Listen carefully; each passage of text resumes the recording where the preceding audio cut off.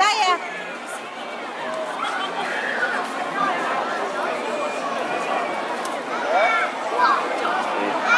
เขาก็มาสั่นเขา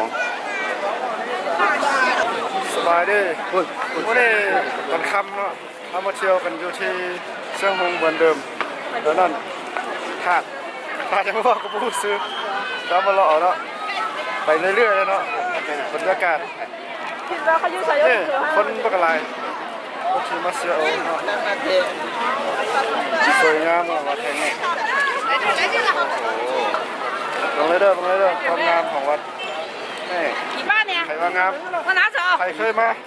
กดไลค์กดแชร์ไปเลยเผื่อเคยมาหรือว่าคอมเมนต์อะไรคลิปเนาะใครเคยมาที่วัดแห่งนี้เนาะเราพูดซื้อวัดนี่คอมเมนต์ลงใต้คลิปเลยเนาะเริ่มกดไลค์เลยได้มาน่ะไปชมบรรยากาศเลยสิ่งนี้เนาะคือคล้ายๆอยู่วัดล่องขุนเนาะ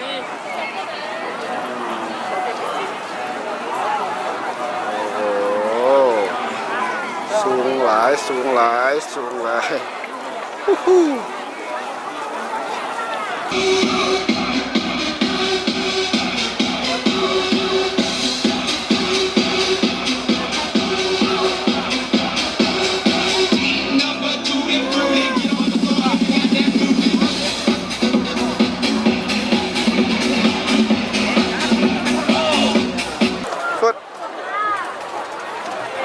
นี่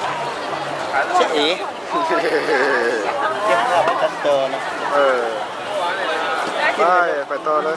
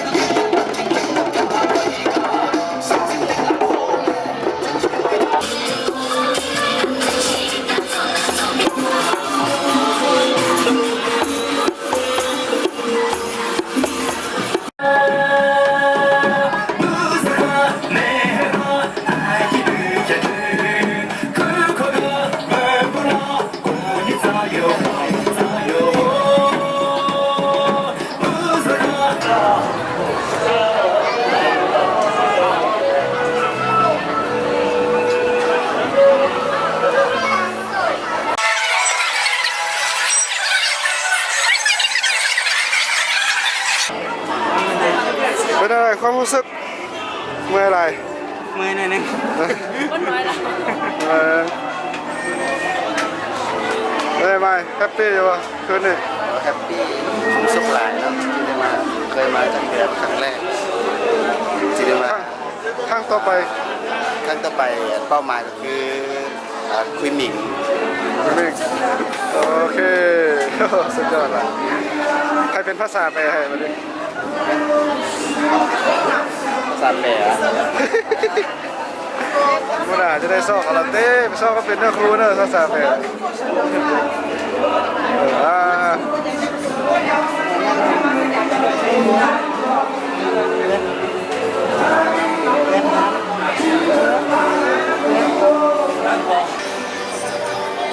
เลือกนะ